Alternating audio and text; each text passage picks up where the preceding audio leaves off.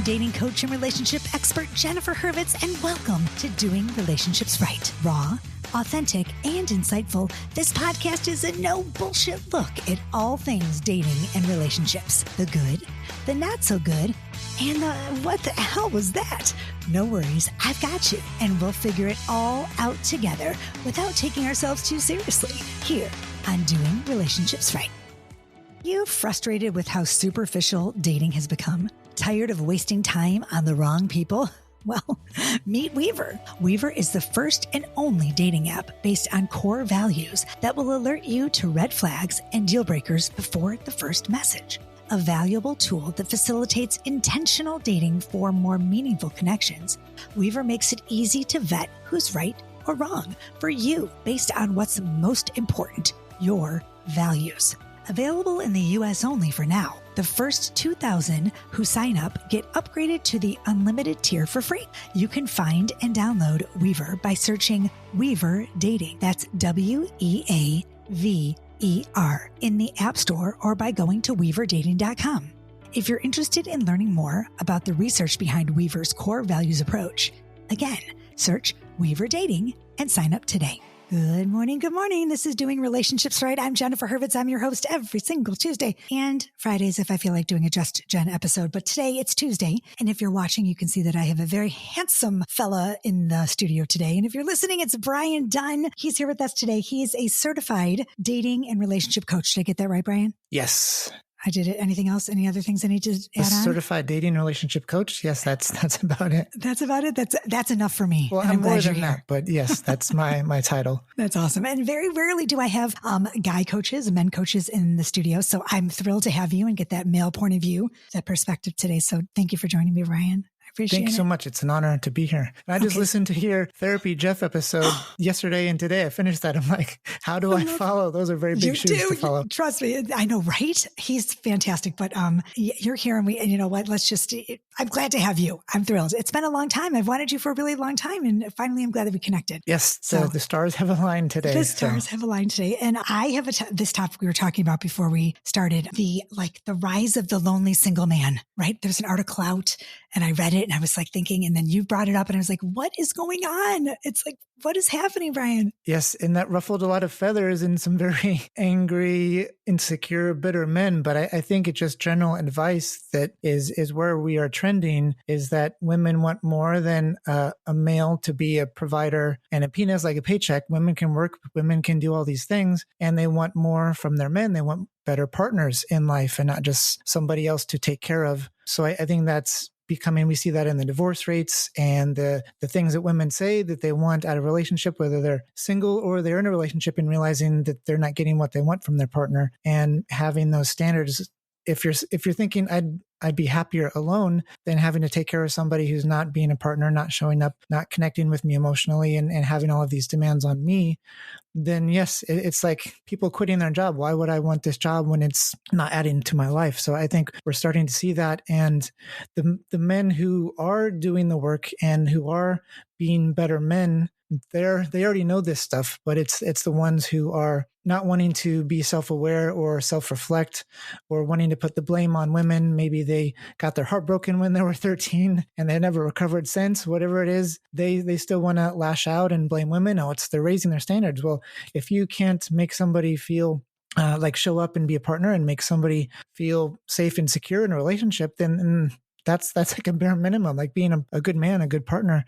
And if those standards are too high, then you're not making the cut. And I don't see why why a man would think that he or other men aren't capable of being a good person, a good man. Oh my gosh. You know that all my female listeners are like, yes, Brian, yes, you're saying it all. Thank you. Say it louder. But I have so many questions, because to get a male point of view perspective is like really, really cool right now. Cause I say that all the time. Like when I say that to my clients, I'm like, they should step up. But it's like singing to the choir, right? Because to hear you say it as a male, it's like so much, I feel like it has more power behind it. Right. But like, what do we do as women? Like, how do we we're on a first date, we're on a second date, we're on a third date. We hope it's there. We hope that these males come out with this vulnerability, and we hope they bring it to the table and they talk about therapy. But when do we stop? When do we stop hoping and hope that it's, Yeah, I think you have to match words with actions and just watch to see, do they show up as they say they will? And do they follow through on their words with their actions and their consistency? And just, it's easy to go to therapy once or twice and say, oh yeah, I've been to therapy. I'm healed now. No, it's an ongoing process, or it's something you have to actively do. You don't go to the gym once. Oh, I'm fit now. I'm better now. I'm strong now. It's an ongoing process. It's a lifestyle. So if somebody's continuously showing that they are capable of it, putting in the work and showing that they know the skills, or they're working on those skills. Maybe nobody's perfect, but if they are able to acknowledge, oh, I made a mistake, or there was some miscommunication there, but let's talk this out. If somebody's able to do that, then they are proving that they are on that path, and not just that they learned some buzzwords from an article, or having gone to therapy once or twice, and then they have kind of the performative aspect of it. But if they are able to actually do it and bring that to the relationship, or that first few dates or the first few months, then that's where the proof is in the pudding.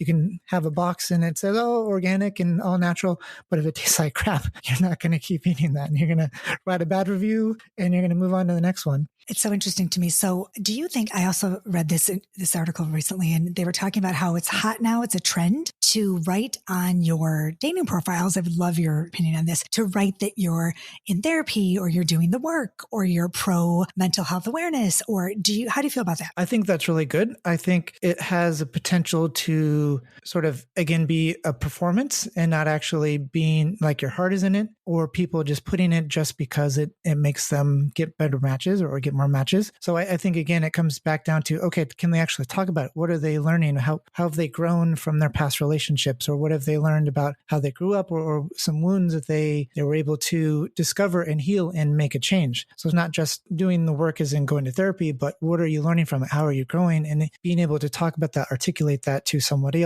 else is what's really important. A lot of my clients they say to me all the time, I don't want to talk about it on the first date. It's not, we shouldn't bring it out, and we shouldn't talk about it. And it's one of those things. If it says it on their profile and you're talking about it, I have no problem with talking about it. I mean, Yeah.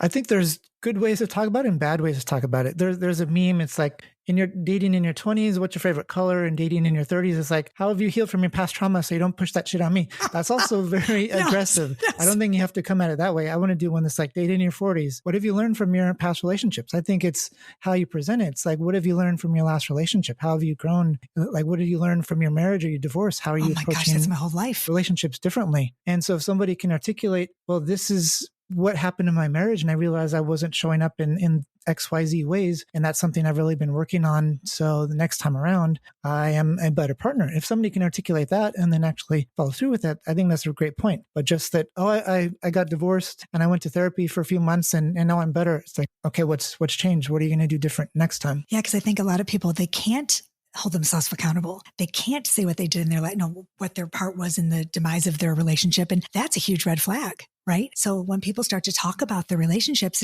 I tell my, let them talk, let them speak about it, let them talk about it, because and listen carefully what they're saying, how they're talking about their ex. Are they being kind? Are they being, are they self-aware? Because otherwise, you want someone to be able to say, I fucked up and now I know. Yeah. And it's the narrative, this story somebody tells, like, after my divorce, I was very self-conscious and kind of insecure about being a divorced dad and having 2 teenage daughters, and who would want to marry a guy, or who would want to date a guy, jumping ahead of myself, who would want to date a guy when it felt like most women, they want somebody with a clean slate, start a family. So my story that I was telling myself, and then the way I was packaging that, framing that on dates with women at the beginning, was from an insecure place. And so things didn't go very well for a while. But once I got more comfortable and secure in myself, and knowing that the right ones would be compatible with me, and if they wanted something different, that's totally okay. So it's about how you are able to frame that for yourself, and that story, that narrative, how you package it to somebody else. Was it a good experience? You things didn't work out, or was your ex crazy and nagging you all the time? Like, how are you presenting that? And like you said, how are you taking responsibility for how you were in that relationship and be able to move on and grow from that? Yeah, I think it's really important. Okay, so I have a question. First of all, your website is awesome. I love it. I love how thank you. Everyone needs to check out your website. It's briancdunn.com, right? Yes. Okay. Yes. It's awesome. You have a great website. You have lots of information. You have blogs. You're a beautiful writer, by the way. It's important to me seeing as I'm a writer too. And I just love to look at, but you have these blogs are on the top, you scroll and you have like all these great topics and you write a lot about empathy and kindness, communication, which I've got to say, like is really, it's awesome for a guy. I think it's great. So men out there, if you're listening, please check out Brian, his website, because I think it's a lot of great tips on communication and how to do it right. So you wrote a blog, Skills Every Man Should Know How to Succeed in Relationships. Yes. 10 skills every man should know to succeed in life and relationship. Yes. 10 skills that every man should know to succeed in life and relationships. And I just thought it was fantastic. Oh, thank you. I really did. Can we touch on that? Do you mind if we talk about it a little bit? Yes. Let's dig into it. Let's dig into it. Okay. So, and of course, first and foremost was therapy. You said therapy was like really important, obviously. Yes. That's a big one. Being able to go to therapy, ask for help. So many men can't ask for directions. They can't ask a doctor for help. They can't go to therapy because we're supposed to know everything and be okay. But just putting that wall down and asking for help is a big. And there's such a stigma around it. Still, I feel like still guys are like, nope, I can't do it. It's, I dated a guy who was like anti-therapy. He's like, I'm not going. I'm like, it's just very interesting, that, and I think some women too, like they just, not a guy girl, but they feel like they don't need it. Like they've got it all together. And there's no shame in the game. Like just, I love I don't know what to do without my therapist. It's interesting because the highest performers, Navy SEALs and CEOs and everybody, they want to perform at a higher level. So they go get trainers, personal trainers, executive coaches, and they want to perform and they get help. So it's interesting. It's ironic that so many people say, oh, I don't need help. I don't want help when they could perform at a higher level and be better people and achieve more. And I feel the same way with dating coaches, seeing as we are dating coaches. I feel the same way. It's like people, they struggle and they can't find someone and they don't know how to use the apps and then they, they're frustrated. And I'm like, well, y'all need help. We know what we're doing. Reach out to us and we're here for you. It's just, it's tough. It is tough. Okay. So this one I loved was knowing how to apologize. That's a huge thing for me too. So I loved that you wrote about that. Yes. Being able to acknowledge what you did and take accountability for it is rather than, oh, I'm sorry if I hurt you. Well, what does that mean? You hurt me. What did you do exactly? And what do you understand why it hurt me? And do you understand that that's something that you should try to not do anymore? Just being able to be aware enough to know what happened and avoid that in the future and take accountability for that is big, not just, oh, I'm sorry. And then it happens next month again. Or my favorite is, I'm sorry you feel that way. Yeah. That's like the worst. Yeah. It's like, what? Therapy Jeff talks about like, I'm sorry you feel that way. What is that like the most, that's just so shitty, Or yeah. I'm sorry, but blah, blah, blah, blah. My kids do that. I'm sorry, but I didn't mean, no. Okay. I'm sorry. Just stop it. I'm sorry. And then, well, it's just so crazy. It's just interesting how we all, learn. And it's hard. It's hard to like learn to say you're sorry, especially when your ego's involved. Right. Yes. It's so much ego. And I think it comes from insecurity. People, they need to project such an image of being tough and know everything and infallible. But if you can't admit when you made a mistake, that's insecurity. That's I think even worse. Even leaders, they have to know, take accountability, admit mistakes, and say, okay, I recognize what we did. Okay, here's how we're going to do better. Like, would you rather be right or happy? And I think to myself, sometimes I think I'd rather be, I'm just kidding. I'd rather be right sometimes, just sometimes. Okay. Recognizing your feelings. Your feelings. Talk to me. Yes. This can happen to anyone growing up. Your parents say, oh, don't cry, or like invalidate your feelings, or it's not okay to be angry. It's not okay to be sad. And so as kids, sometimes we learn that in order to maintain the connection with the parent or parents, we have to not express whatever emotion it is. I think this is even a bigger thing for boys because boys growing up from their peers, from their parents, whether either parents don't want them to express their feelings, or they want to protect them from being teased by other boys, other kids. It's all about being stoic and not crying and manning up and taking it like a man. And masculinity is so performative because there's no word like emasculate for women, because masculinity is just this mask or this performance we put on, and you can lose your man card for ordering the wrong drink at the bar or for liking Taylor Swift or Beyonce or whatever it is. There's such a performance to it that we have to pretend like we're this ultimate an image or portrayal of masculinity. And so in order to do that, we shut down our feelings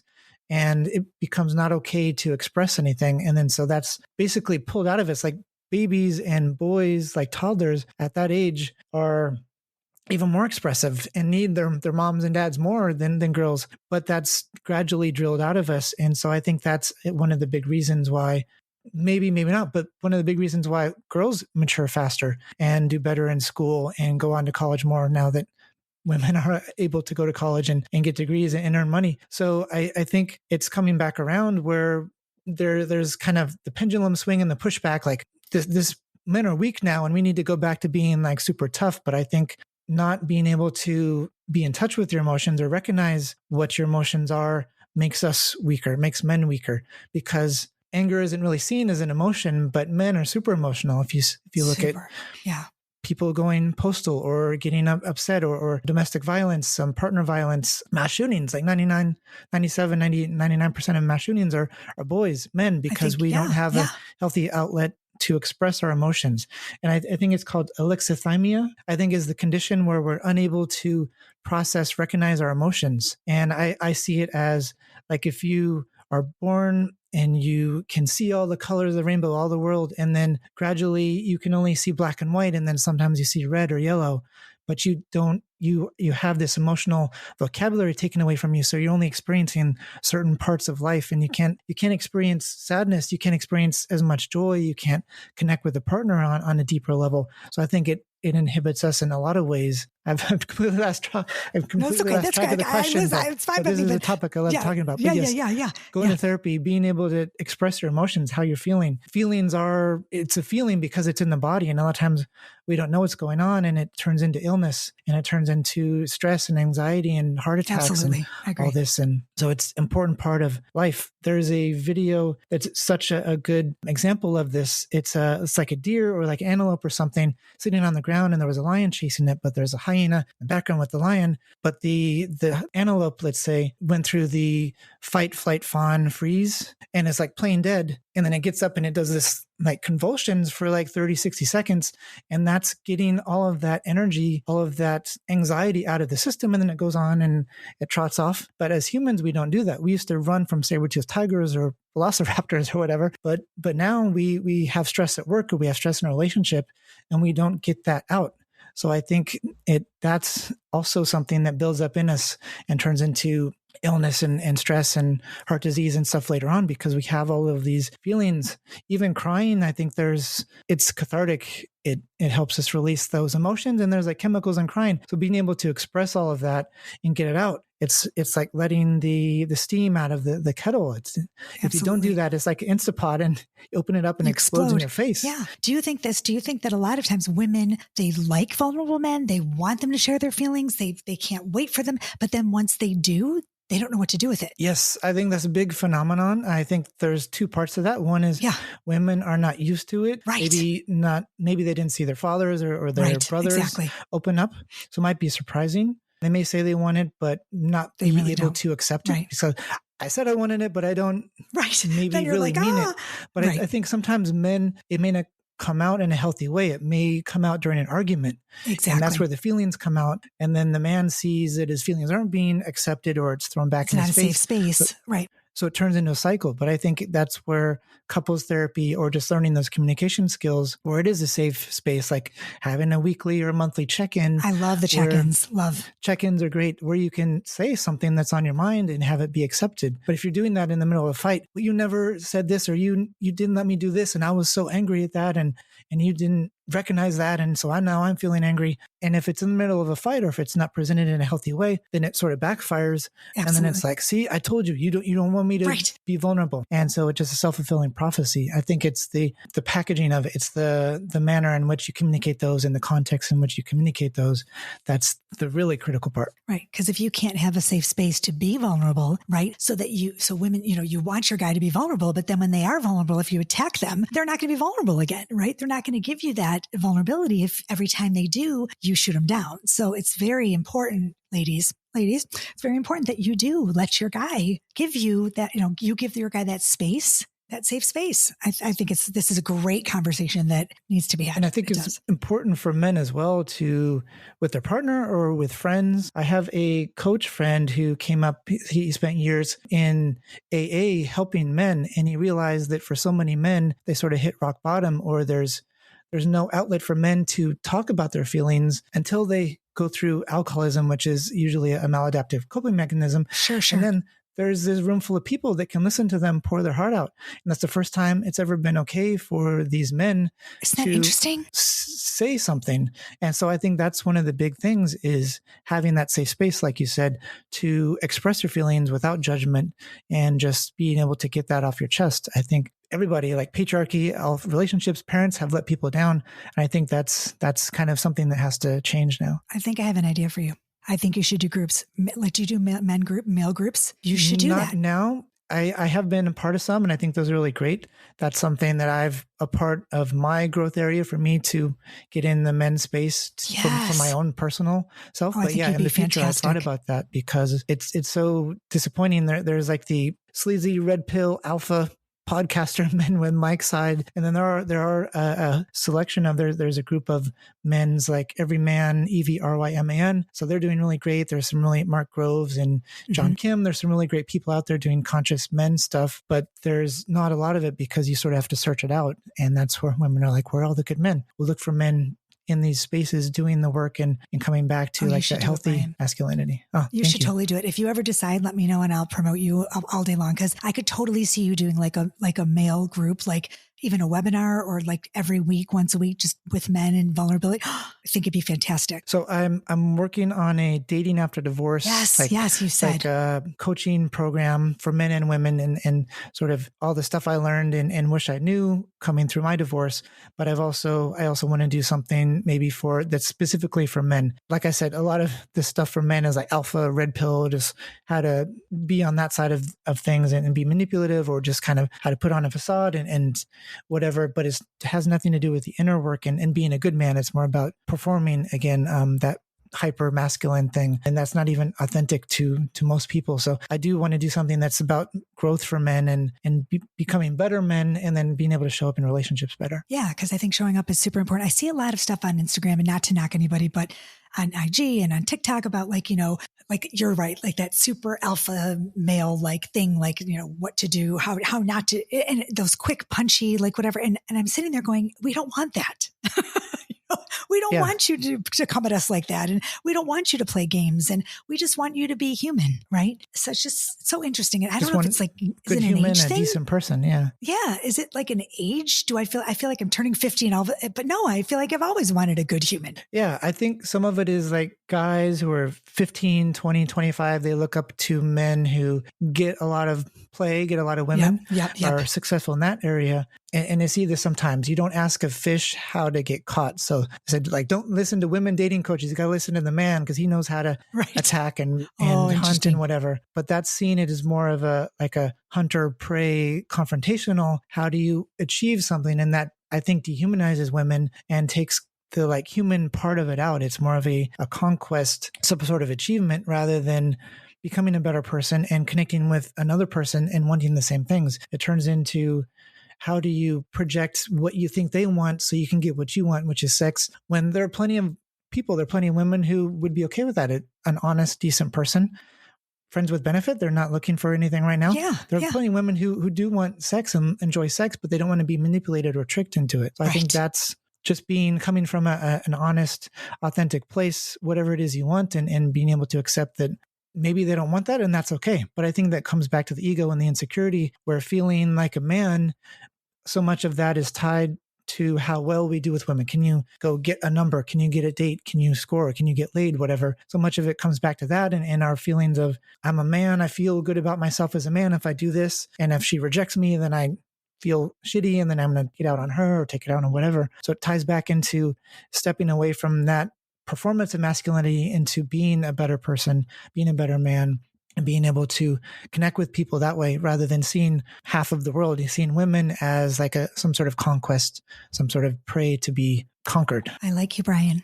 I think you're awesome. I really do. Thank you. And you know what? I also think that you're so right, because you said something interesting that, There are women who just want friends with benefits. There are women who are okay with just having sex, but we want it to come from an authentic place, right? We don't want the games. We don't want to be messed around with. We don't want to be like, if I want to have just sex, I want the guy to say, look, here's what I'm looking for. I just want sex. And then I say, me too. And then you go about your day. But you're so right, because it's the nasty, the games, the bullshit behind it that make it so fucked up, right? It's like, you're so right. And I think women want to be seen as human first, and not just something to have sex with. So even in like online dating, coming off right off the bat for like asking for sex or making sexual comments, a lot of women are like, well, we could have had drinks and connected, and then I might have gone home with you. But since all you want is sex, you don't see me as a person, you just lost out. Oh my God, Brian, you're so good. You're so good. I just think you're so good. And I'm just so glad you're here today. I appreciate you so much. Okay, so tell everybody where we can find you. It's very easy. Your website is really the best place, but Instagram, TikTok, everywhere. Yes. So there's 2 spellings of Brian. Mine is with an I. So briancdunn.com. That's my website. And you can actually reach out to me from there to schedule a discovery session for coaching. And then I have a lot of great articles and guides and blog posts there both on Instagram and TikTok. My handle is MR as in Mr. Brian C. Dunn. So you can check out my content there. TikTok, I do sometimes some longer content because you can do 3-4 minute videos there. But Instagram, I've been on there longer and have, some funny reels and some guides and some quick tips and things. So I'm trying to duplicate content on both, but Instagram has carousels and more written stuff. So, but yeah, please connect with me there. You can always DM me through either, and again through my website. So I'd love to hear from anybody who wants to work with me in coaching. And again, I'm working on a dating after divorce coaching program. Hopefully now I have to be accountable for it. Maybe it will help me work on that a little bit more and get that out before the end of the year. 200,000 people have heard you. This is, yes. Everybody find Brian. And also Brian and I are on each other's walls. We're always commenting and we're colleagues, and I'd like to be friends now because we've met in person here. So, you can find Brian everywhere, and the show notes will have everything, your information. And it's been an absolute pleasure. And I think this has been awesome. And everybody needs to follow Brian, and you know where to find me, jenniferhurwitz.com, and all over the place and doing my thing. And also, y'all get ready, because I think less than a month, my pre-orders for my new book is coming out. I can't believe I wrote another book. I don't know what I was thinking. It's just, what's the new book? Oh my gosh. It's called Midlife Priceless, a dating coach's guide to doing relationships right. So it's all about dating and online dating. And instead of midlife crisis, my kid's like, Mom, you're not really having such a crisis. Why not midlife priceless? I'm like, oh my God, Zach, let's do it. So yeah, I was like, my kids went to school, and I was like, kind of bored sitting here. My boyfriend from 6 years and I broke up, in May. So it was really hard. It was tough. It's tough. Relationships are there. It's a lot of work. It is a lot of work. I think that's both people need to be in it together. One person can't carry that. So, and even when sometimes you think it's the right person, it's just the wrong timing, or it's just the wrong person. It's hard anyway. But enough about me, everybody. Do something fun today. Go out there and find a dating coach. Write an online bio. I don't know, do something excellent. But thank you for being here once again. This is Jennifer Hurwitz. This is Doing Relationships Right. And thank you, Brian Dunn, for being here. Peace, love, and so much truth. Bye, y'all. Have a great day. Hey, thanks for listening to Doing Relationships Right. Don't forget, if you enjoyed the show, subscribe, rate, and review wherever you get your podcast episodes. And please grab my books, One Happy Divorce and Woulda, Coulda, Shoulda, on my website, jenniferhurwitz.com. And look out for my new book, all about doing dating right, coming soon. As usual, thanks for listening. See you next week. Peace, love, and truth.